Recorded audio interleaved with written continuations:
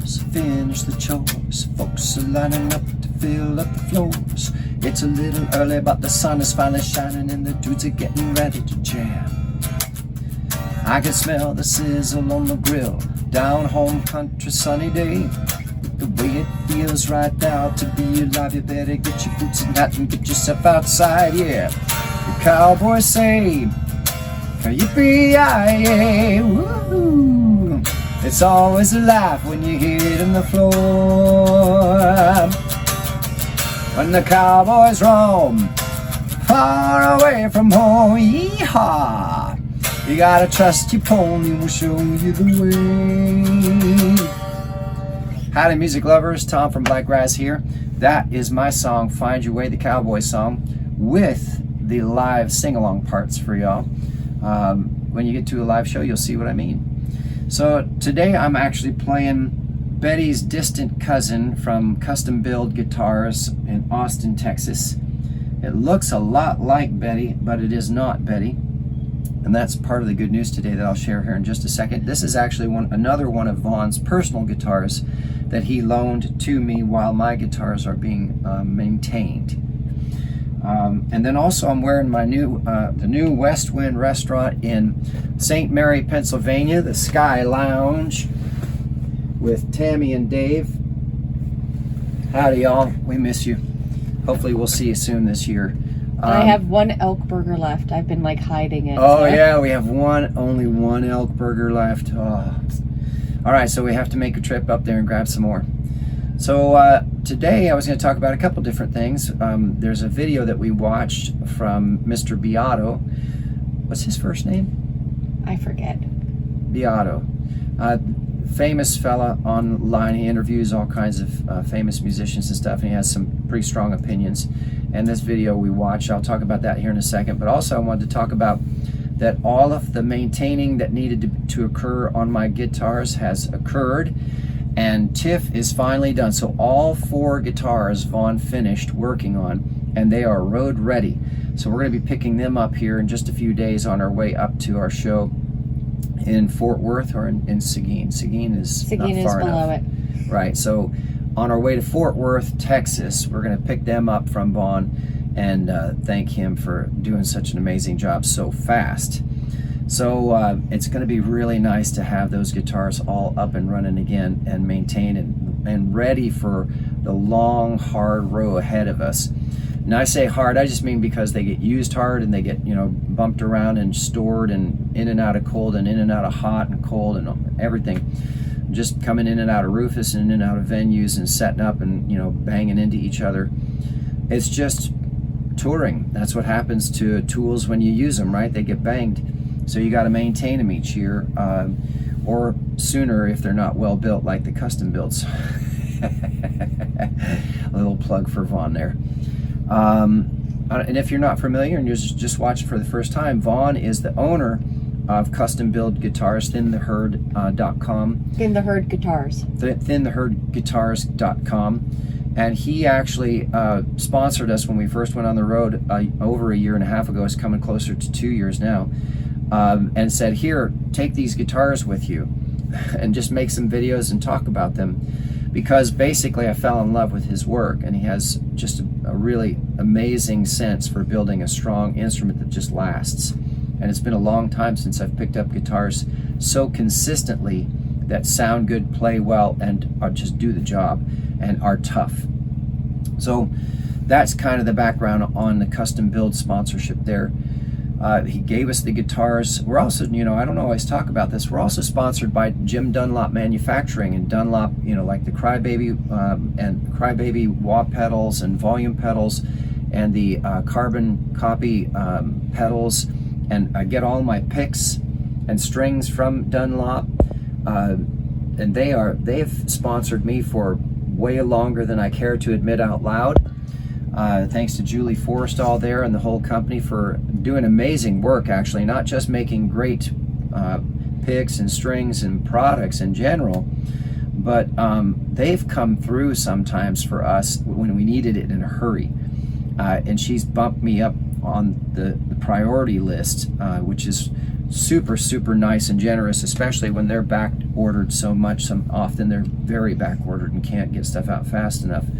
But she's gotten it to me in record time, which is really amazing. So thanks to Jim Dunlop Manufacturing. We have some other sponsorships too I don't always talk about, Line 6 and Hohner Harmonica, as well as Nady Wireless Systems.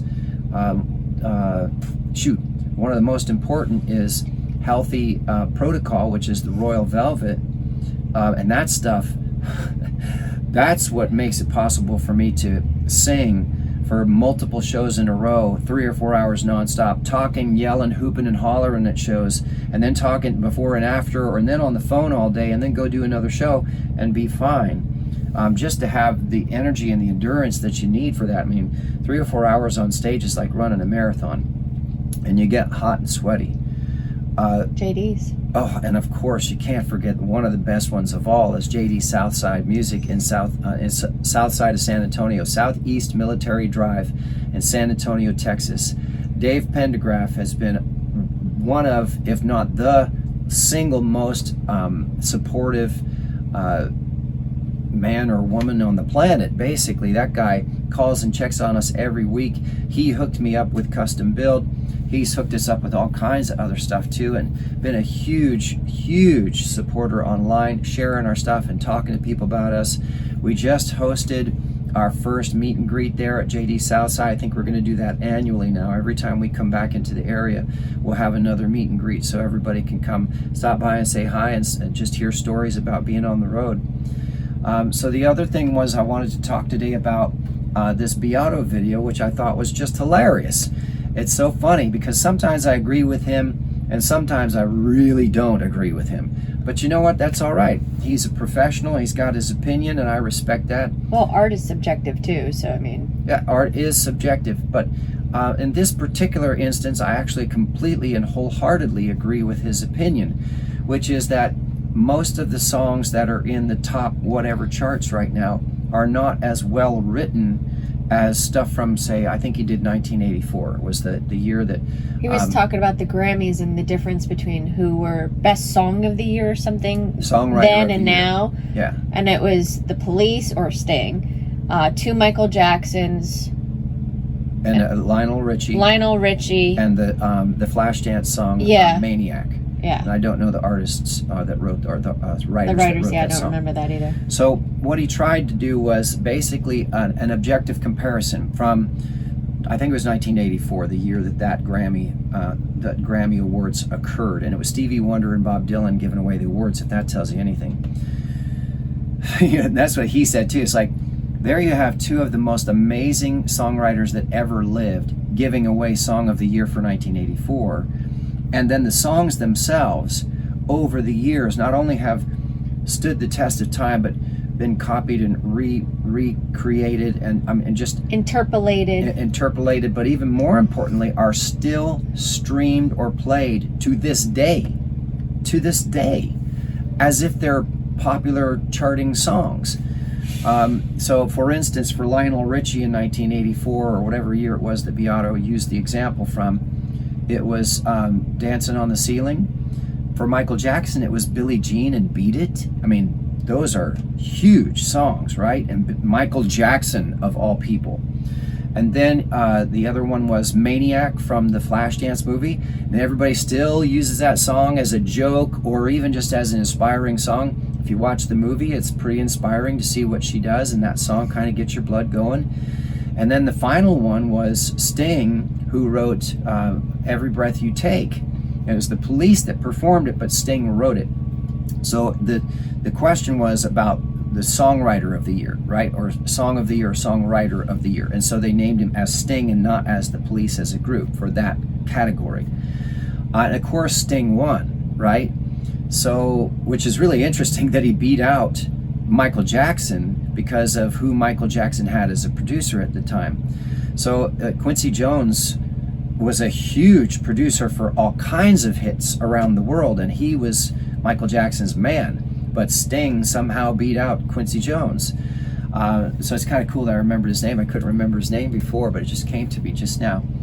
So then he went to 2025 in the Grammy Awards, and he listed the people who had won. And funny enough is, ever since I started focusing full time on Blakgraz, and I had a story from the meetup where this young fella,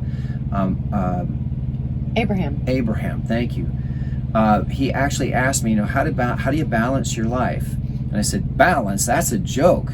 We are magnificently obsessed on Blakgraz. That's all we do all day, every day, all day long, is focus on building Blakgraz. We're supposed to be on break, and every single day we're still focused on Blakgraz and doing bookings, promoting, meetups. I still have a couple shows here and there, getting Rufus road ready, getting the gear road ready. I'm supposed to be writing. But there's no break here, right? There's no break. But so my point is, Beato, the songs that he named for 2025, I was not familiar with. I don't really know them. You recognize one or two because we heard it in a... No. Okay. What you're talking about is songs that he said. Okay, so I'm going to get to that. Okay, apologies. Okay. I didn't recognize any of them, and I couldn't tell you the names of them if I tried. While 1984, obviously, I remembered because so many of those songs have been used over and over and played for so many years, right? I used to play some of those songs, or if not all of them. Almost 40 years old. I mean, yeah. Some of them. So, that's a long time, over 40 years. So anyway, 2025, the list wasn't just that I didn't know them because I'm magnificently obsessed on Blakgraz, and I don't really pay too much attention to popular music, but I didn't know them because there wasn't anything, as Beato said, memorable about them really, except for one, which was this Billie Eilish. Billie Eilish. Mm-hmm. She had kind of a jazzy sounding song, and I thought, well, that's a really beautiful song, but it's not cutting edge. It's not defining a new sound. It sounds like something you'd hear from, a jazzy club, or it was beautiful. It was a beautiful performance, don't get me wrong. It's great songwriting. It was a great song, but it wasn't like Maniac or Sting, Every Breath You Take at the time, or Billie Jean and Beat It, or Lionel Richie. Those were sounds no one had ever heard before. Now, I've talked about this too before, also, just as a side note. When things get tough, economies kind of go through turmoil, the public in general will turn to its roots, things it's comfortable with, things it knows well, including music. So you're seeing a lot of artists draw from artists that they love and create new sounds with borrowing, a lot of borrowing. Now, I've got a whole bunch of songs that I've written that don't sound like anything else that's ever come along. But then I've got a whole other bunch of songs that actually sound like all my favorite artists. I did that on purpose. I knew I'd be playing in cover rooms, and so I wrote songs that I knew if I play this kind of beat and this kind of guitar lick with this kind of melody, it's going to sound like the Eagles or Journey or Stevie Ray Vaughan or somebody famous. It's going to sound like that on purpose, so that when I play in the cover room, they don't care that I'm playing all original. And then I slip in the songs occasionally that are completely new sounding, that no one has ever heard before, because I've won the audience over with the other songs. My point is, the industry as a whole has gone way to the other side now of interpolating everything, to the point where the number one nominees for the Grammy, about I think 4 out of the 5, were people who took old songs and just put something over it. Well, that makes you question, are they owned or have a contract with the same label so they can get away with it, or it's encouraged or required by the label? But then also the 2025 ones, he was sharing that there was like 8, 9, 10, 11, 12 different people writing that song, versus only 1, 2, or 3, if that 3 the max. Yeah, Maniac. Maniac was the only one that had 2 writers, maybe 3. Every other one of the songs was 1 writer. Maybe Billie Jean and Beat It had 2. I don't remember. Sting was all by himself. Lionel Richie was all by himself, I think. Maybe. But almost every song of the 4 or 5 had like 10 writers, and they were generic at best. They were, and on top of the fact that they're taking literally samples from old hit songs from like 2010. The one song was from 2010, which actually that song, that 2010 song, stole from an original R&B jazz song, borrowed, sampled from that, and then put their crap over it. Not crap, it was catchy. And then this new 2025 did the same thing with the same sound, with just sang a little bit different over it. So the point is, in 2025, 4 of the 5 artists aren't even starting from scratch and writing anything original. And I was talking to you about it yesterday. I said, you know, if somebody offered me an award for the best songwriter of the year over all the other songwriters in the world for a song where I know in my heart I borrowed hard from one of my favorite artists, literally a couple licks and maybe even the melody, or borrowed from because I just love that song, right? And they want to give me best songwriter for it, I would refuse it first, or I would accept it and give it to whoever the artist was that I was borrowing from. The influence. Yeah, whoever the influence was. I said, I'm accepting this on behalf of the Silver Bullet Band, Bob Seger and the Silver Bullet Band, because they influenced me to write this song. So I'm going to accept it, but I am not pushing the envelope with this song. I am revisiting things that I loved. So, and I would give credit where credit is due. See, that's the thing, you know. There was a time where musicians in the 60s and the 70s would give each other songs. Stevie Wonder was going to give Superstitious to Jeff Beck. He was just going to give it to him. He's like, I've got this song, I thought you might have fun playing on it.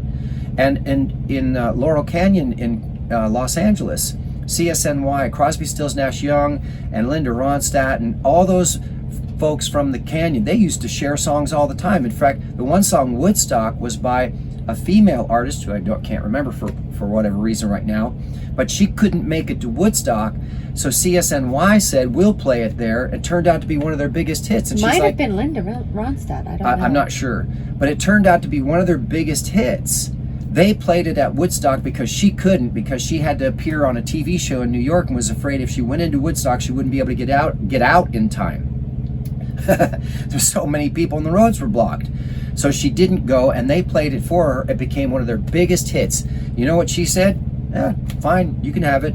My career's doing great, I'm fine. That's how people thought, right? But nowadays, everybody's coming from lack. You know, oh, I've got to get mine, and I got to keep mine, and don't steal mine, and don't take mine. It's like that one song, it's a Bittersweet Symphony. That song, Bittersweet Symphony. That band borrowed from the Rolling Stones. I think it was Wild Horses or something like that. And the Rolling Stones took them to court. And now every time that song gets played, right? Vanilla Ice too. The Rolling Stones get that money instead of the band, who sang a completely different melody and completely different words over their chords or arrangement or whatever it was that they said was theirs. I mean, the Rolling Stones, dude, they don't have enough money, right? They got to take that too. They can't just say, hey, that was really cool that you did that. Just give us credit that you used our song in it, and we'll let you keep all of the money, because we're stupid rich. We're never going to be able to spend all this money, and we got everything we want, so why not? You know, tell you what, you come on tour with us and play that song to start, and we'll come up afterwards and start playing our song after that. Wouldn't that be cool? Well, it'd make you wonder whose label was whose. Were they competing at the time? Did they eventually get bought out and a label underneath? But that, not just that, we know that there's a lot of artists that got hurt because they wouldn't kowtow, is that the right word? Yeah. To the nefarious, or to the demands even, I'll keep it, of the industry as a whole. That's a different video altogether. And Vanilla Ice literally hung over the edge of a balcony and threatened with his life if he didn't sign over to Suge Knight. What a piece of crap that guy was, huh? So there's all kinds of circumstances and all kinds of different reasons for writing or borrowing from your favorite artist, or because you just love that style. You know, even bluegrass, I mean, come on. They're all borrowing from Doc Watson anyway. It's all just borrowing from Doc Watson. And not all of it, there's other artists as well. But there's a lot of it that borrows from Doc Watson. You know, Billy Strings is a big deal right now, or was. I don't know where he stands at this moment because I just haven't followed him in a long time. But he's amazing at what he does, right? It doesn't take away from the fact that he's super talented. But Beato has a very, very good point. When the industry is saying that these are the top 5 songs of the year, that's broken. That industry is completely broken. But here's the good news, right? The silver lining of all this crap. The silver lining is that whenever the industry becomes so homogenized that it's just boring, that's when bands like Nirvana come along. That's when sounds like that come along. That's when bands like the Talking Heads come along, or Devo come along, or even the Violent Femmes. That's when the weirdos, the weird stuff, the strange, the fringe, the not mainstream suddenly becomes wildly popular because it's never been heard before. And that, and I've been through a couple of those times, is the best time ever to be alive and listen to music. So you watch. Well, I would equate it to very much too with what you're describing with music. It's very similar to the movie industry, where it's ultimately a remake, a retelling, left, right, and center. Instead of coming up with something new, let's just regurgitate the same story, or new actors this time, 20 years later, or this, that, or the other. The same script. Because, well, that worked and made us money last time. Let's do it again because we don't want to take a chance on, because they don't even necessarily do their own right market research. You know, it's just, it's beyond actual art, and it's more of just a business. I'm so glad you said that, because that's exactly how I was going to respond to what you said. Remember, this is the music industry, the movie industry, the entertainment industry. So they are required to generate profit, not just to stay open, but if they're a publicly traded company, they have to increase their profit, their dividends for their investors year over year, or they're in violation of SEC rules. So they have to put out generic stuff just to try and keep that flow of cash going all the time. Same with the book industry. They can't have a year at all, a quarter even, where they're not growing, where they're not increasing their profit. And so they have to, almost like there's this large percentage of crap that they put out in the hopes of just keeping the cash flow going, while they occasionally go and do research and development with something new. Which is also a big part of the reason that labels now do nothing for you, because it costs money. If you sign with a label as a new artist, they do nothing for you. You have to go and do everything yourself. There was a video we saw, a fella said, if you got a label and you say, okay, so what are we going to do for marketing? And they send you an image to say, post that. And then you come back, okay, I posted it. Well, now what? Post it again. Post it again. Post it again. Post it again. That is evidence of an industry that is so focused on the bottom line, and maybe even literally bleeding to death, because there are so many other indie artists that don't want to be signed by labels. Blakgraz is one of them. That they are desperate to stop the hemorrhaging of cash from them to independent artists, right? To everybody else but them. See, they got spoiled, they got arrogant. They thought they were the gatekeepers of success and fame and abundance, right? And they're not.